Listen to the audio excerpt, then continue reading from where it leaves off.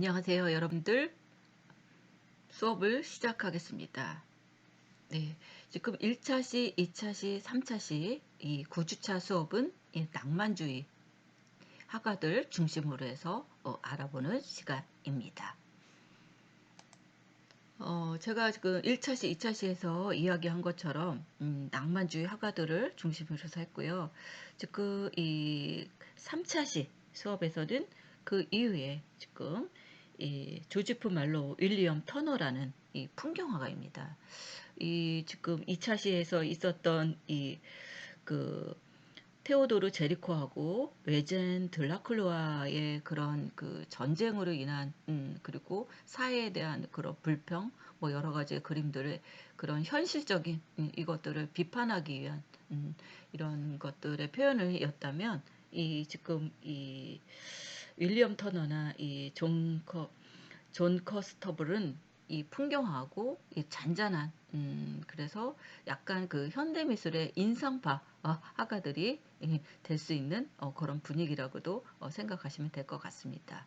예, 그래서 지금 오늘 그 3차시 수업에서는 이 조지프 말로드, 윌리엄 터너, 그 다음에 존 커스터블의 두 화가에 대해서 알아보는 시간을 갖도록 하겠습니다.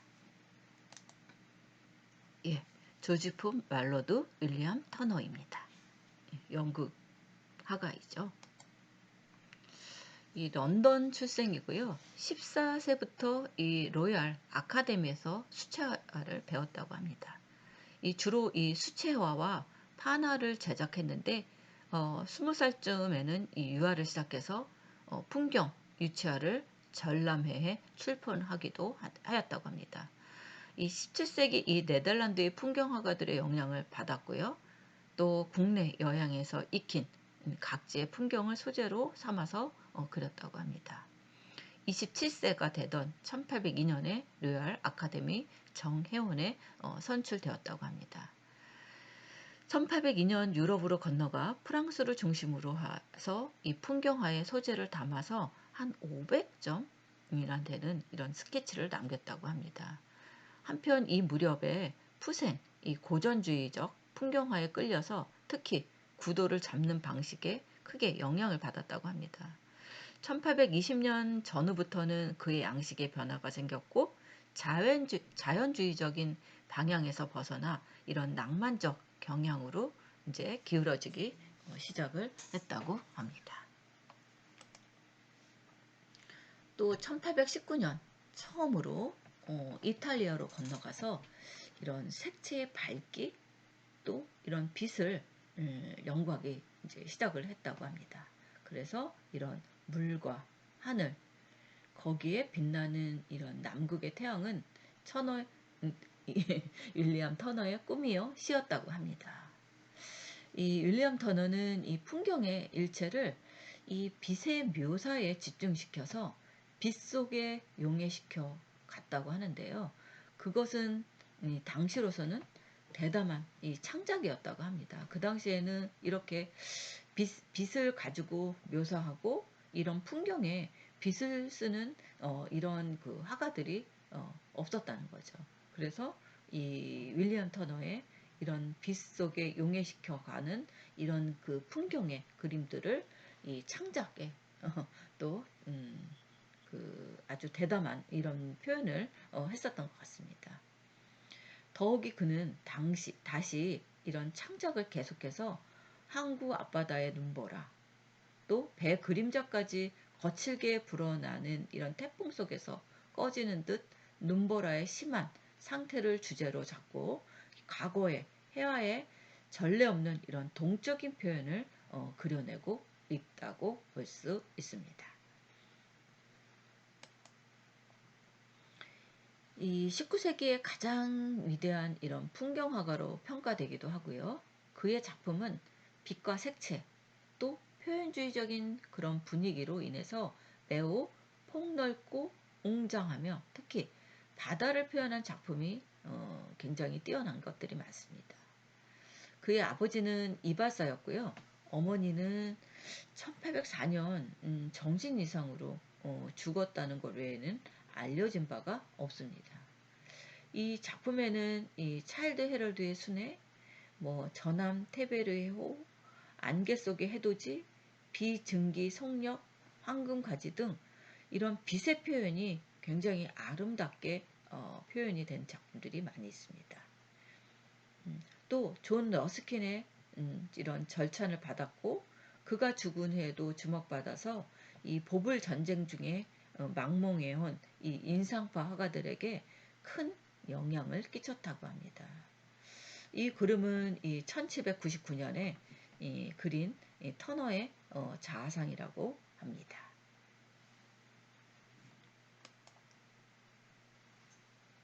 이거는 비, 증기, 속도, 그래서 서쪽을 향한 거대한 철도입니다. 이 터너는 이런 영국의 낭만주의 대표적인 화가입니다. 그림은 낭만적이면서도 현대적이라는 이런 평가를 받고 있고요. 이런 비, 증기, 속도, 이 작품 자체가 제목부터 굉장히 신선했던 거죠. 이 낭만주의에서 감정은 특히 중요하지만 감정에만 빠져 있다면 그것은 공허하다. 그래서 현실적인 바탕이 없다면 낭만적인 감정도 오래가지 못한다. 그렇게 이야기를 했다고 합니다. 그쵸? 제목 자체가 좀 현대적이죠. 어떻게 보면 비, 증기, 속도. 이 터너의 그림은 이 낭만주의의 이런 원형적인 모습을 잘 보여주고요. 이 그림에서는 여리고 짙은 노란색과 갈색은 뒤엉켜 있습니다. 화면을 아래와 위로 나눈다면 아래는 땅을 보여주고 위는 하늘을 보여주는 것처럼 보이겠죠? 그러나 그렇게 분명하게 자세하게 보이지는 않습니다. 자세히 보면 왼편 아래로 다리가 보이고 그쵸? 그 강물 위로 희미하게 조각배 한 척 지나갑니다. 화면 중앙으로부터 오른편 아래로 그어진 선은 아래로 올수록 굵어지면서 선명해지죠. 기차의 몸체는 선명하지 않고 꼬리는 쥐어져 있고요. 머리 부분은 형태를 갖추는데 특히 검은 연통은 윤곽이 뚜렷하죠. 기차는 몇 가지 색들이 교차하는 철길 위로 치닫듯 우리를 향해 달려오고 있습니다.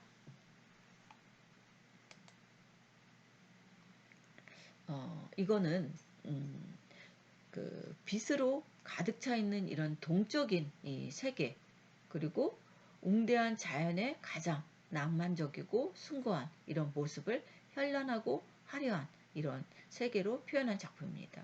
그래서 이 윌리엄 터너는 이 바닷가에서 보여주는 이런 배의 장면들, 그 다음에 이 물과 이 하늘과 이런 그 경계선이 좀 모호하면서도 이런 그 빛으로 이런 그 표현하는 이런 그 모습들이 정말 좀 독특합니다. 그죠?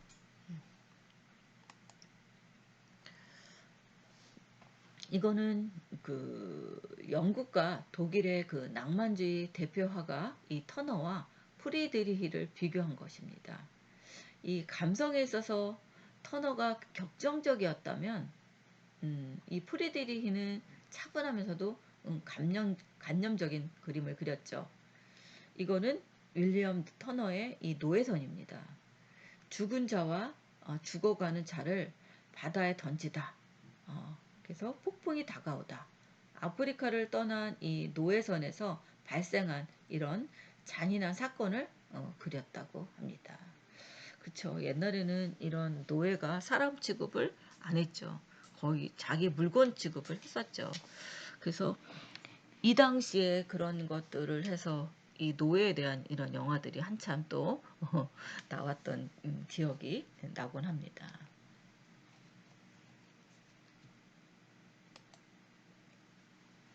당시 그 노예들은 그렇죠.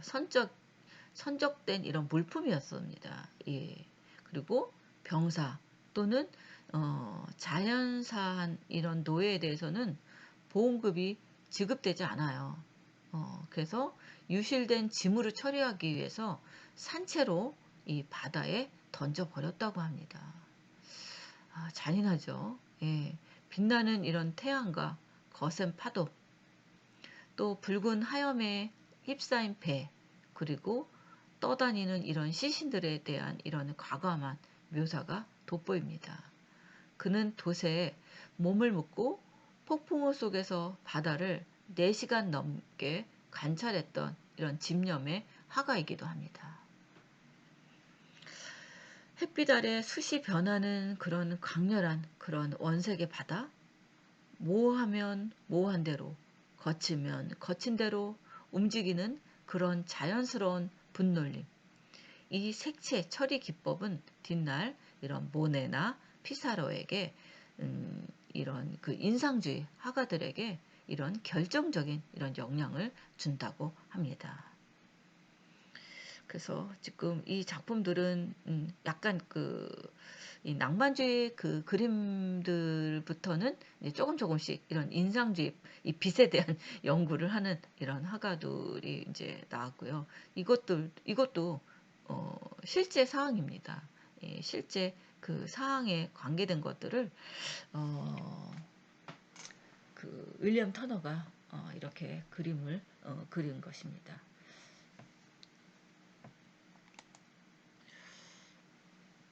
또 윌리엄 터너는 이런 빛과 색채, 이런 괴테 이론, 이런 대홍수의 아침입니다. 창세기를 쓰는 이 모세, 이 괴테는 이 1810년 이 색채론이라는 이 뉴턴의 7가지 기본색을 반대해 색에는 빨강, 노랑, 파랑 3원색과 이 각각의 심리적인 보색으로 대응하는 초록, 보라, 주황이었다고 했죠. 이런 괴테의 색채론을 탐독한 이 윌리엄 터너는 그림자 어둠, 대홍수 전의 저녁과 그리고 빛과 색채, 이 대홍수 후의 아침, 창세기를 쓰는 모세라는 이런 한 쌍의 작품을 그림에 그렸다고 합니다. 이 작품에는 이 괴테의 이론이라는 언급하듯 터너는 홍수라는 이런 자연 현상을 구체적으로 묘사하려는 이 시도 없이 노아의 대홍수가 갖고 있는 이런 의미를 이 대기의 색으로 표현해서 나타났다고 합니다. 또 이 젊은 이 윌리엄 터너는 여름에 잉글랜드와 웨일즈를 여행하고 겨울에 그림을 그리는 이런 패턴을 시작했다고 합니다. 그는 또 1796년 왕립 아카데미에서 그 첫 번째 유화 피시맨 앳 제, 이 바닷가에 있는 뭐 이런 그 어부선 그런 거죠. 그런 것들을 전시했고요.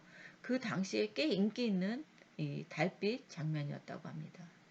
또 24세에 이 1799년에요. 동료들은 윌리엄 터너를 로얄 아카데미 오브 아트의 동료로 선출했다고 합니다. 그는 이미 작품 판매를 통해서 재정적으로 성공한 화가였다고 합니다.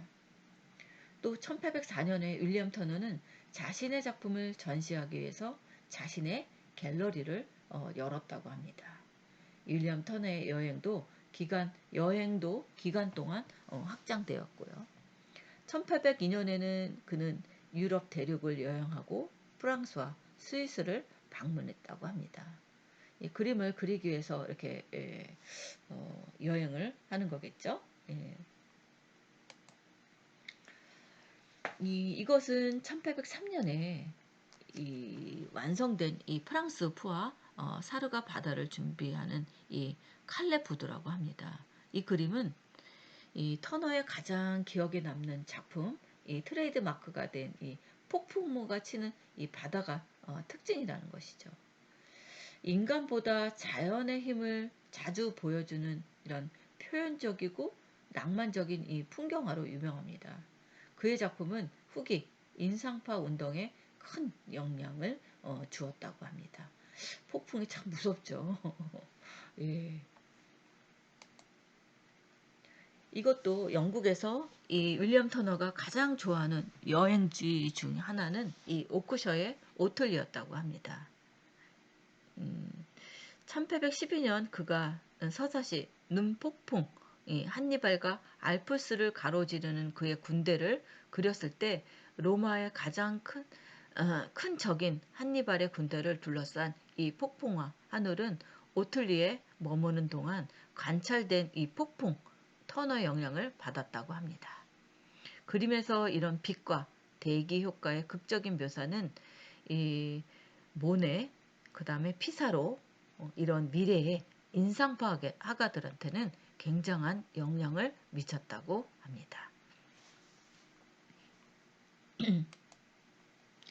이거는 바티칸에서 바라본 로마입니다. 이 윌리엄 터너가 이 그 라파엘 이 존경한 사람이 이 라파엘파의 그 화가인 것 같습니다. 그래서 오랜 역사를 지닌 고도 로마는 터너의 영감을 불러일으켰다고 합니다. 터너는 이 그림 속에 라파엘로의 모습을 그려 넣었습니다.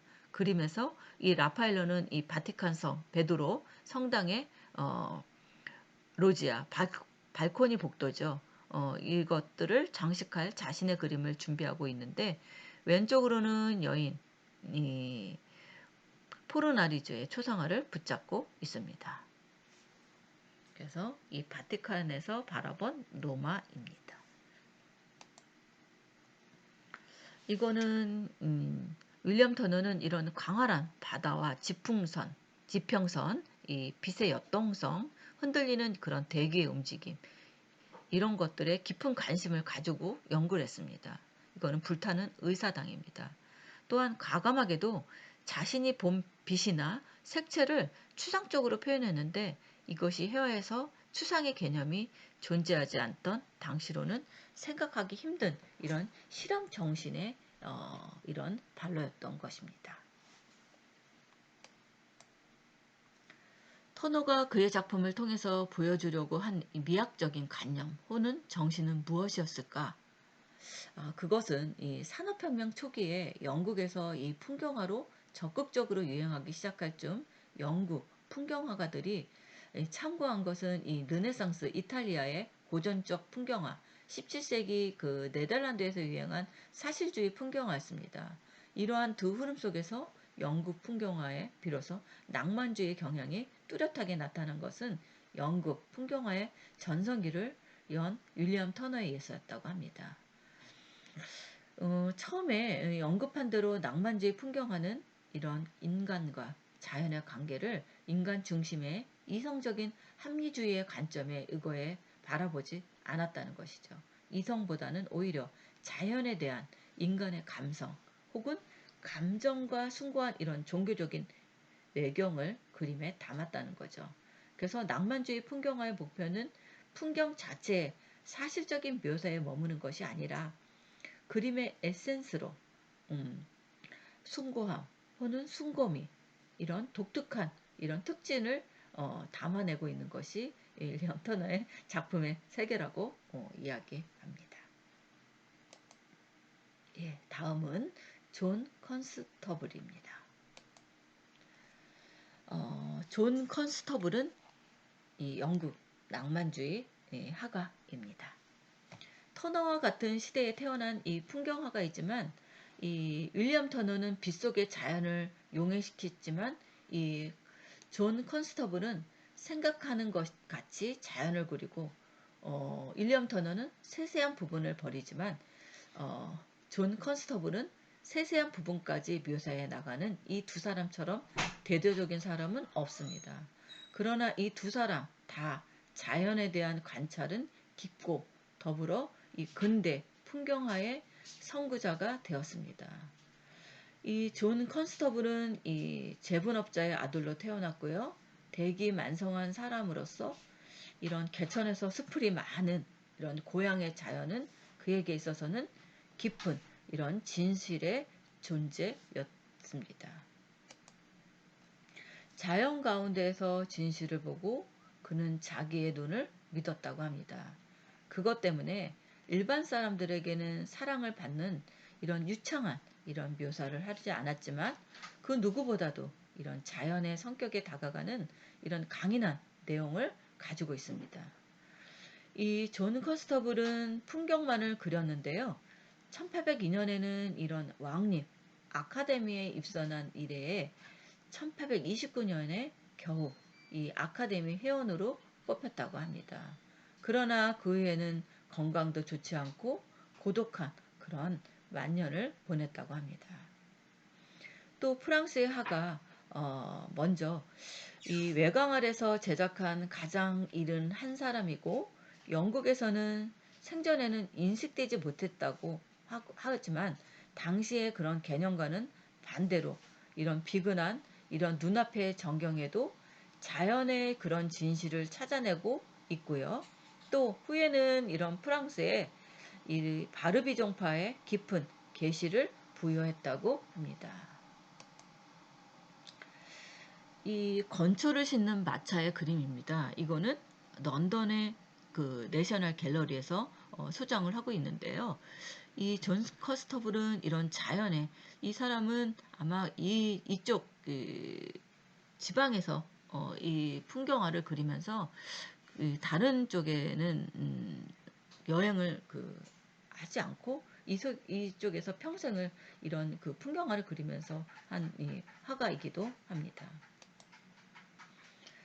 이 작품은 이 런던에서 발표되었지만 아무런 그 반향도 얻지 못했고요. 우연히 이 프랑스인이 사가지고 가서 1824년 파리의 사령에 출품했다고 합니다. 그때 이 들라클레아는 이 키오스 섬의 학살을 출품하고 있었을 때라고 합니다. 이 작품의 색채에 경탄하여 급히 자기 작품의 배경에 손을 대었다고 합니다. 컨스터블은 이 각국을 돌아다니며 좋은 풍경을 찾지 않는다. 그는 한 그루의 나무나 한 개의 돌에서까지 고향의 자연을 자세히 주시하고 있습니다.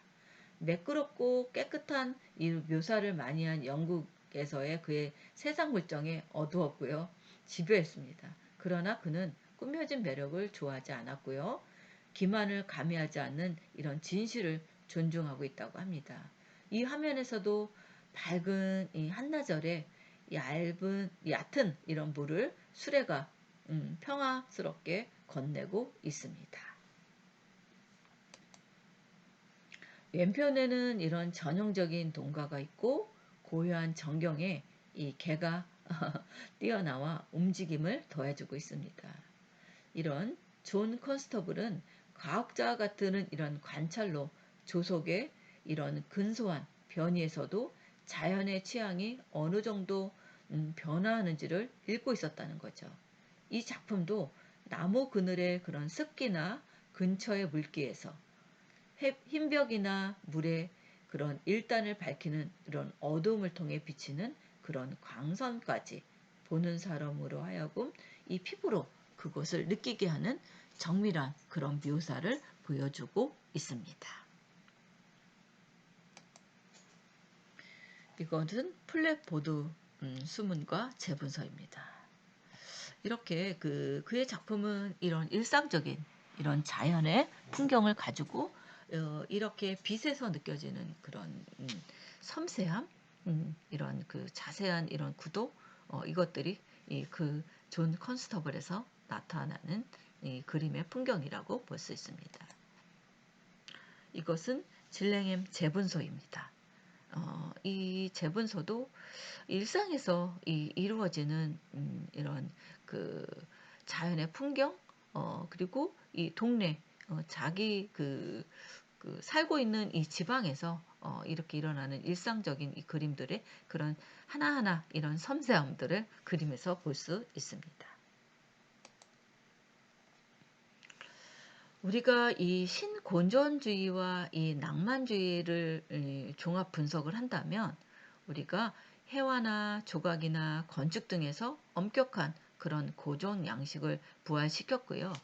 또 우리가 그 전에 했던 이런 장식적인 이 로코코 양식에 대한 반동으로 나온 것이 신고전주의라고 얘기했습니다. 그리고 이성을 중시했던 또 이 신고전주의의 반발에서 일어난 것이 낭만주의고요. 그래서 이 신고전주의 대표 작가로는 이 다비드 앵그르 등이 있다면 낭만주의 대표 작가는 이런 제리코, 들라클로와 컨스터블 등이 있습니다. 이거 말고도 또 많이 있죠. 윌리엄 터너도 있고 뭐 많이 있습니다. 예. 또 이 신고전주의와 낭만주의를 기법적인 측면에서 비교하자면 이 신고전주의는 이런 질서와 엄숙합이 근원이며 고요하고 이성적인 분위기, 그리고 그리스 로마 역사와 오타가 있네요. 신화를 다룬 내용들이 많습니다. 또 색채가 아닌 이런 소묘와 선율을 중시하며 붙자국이 전혀 없는 기법이었다면, 낭만주의는 직관, 감성, 그리고 상상력을 중시했고, 이런 중세와 바로코 시기, 서아시아의 극동의 나라들을 통해 영감을 얻어서 작품을 완성시켰다고 볼 수 있습니다.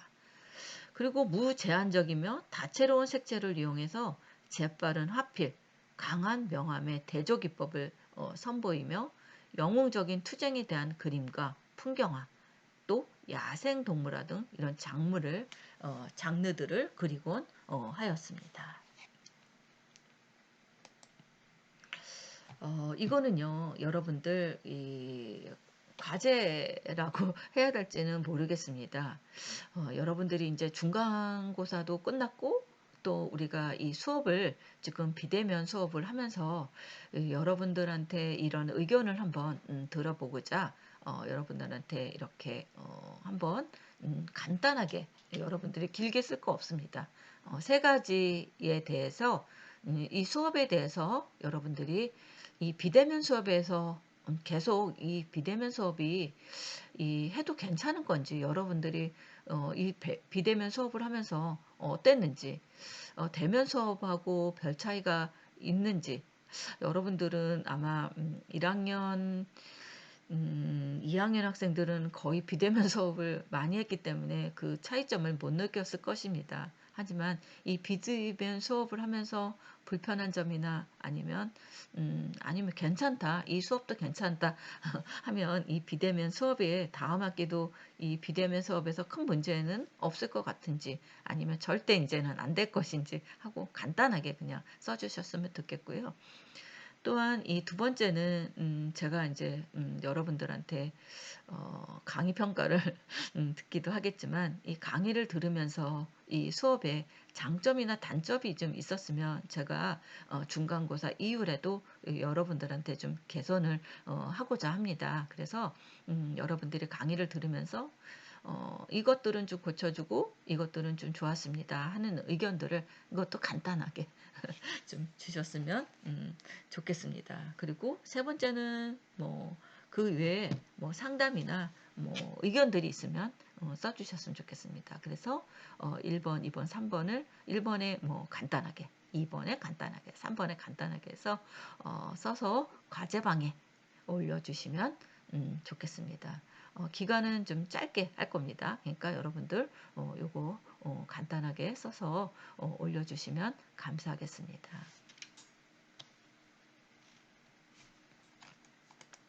예, 이것으로 낭만주의에 대해서 1차시, 2차시, 3차시에 대해서 알아봤고요.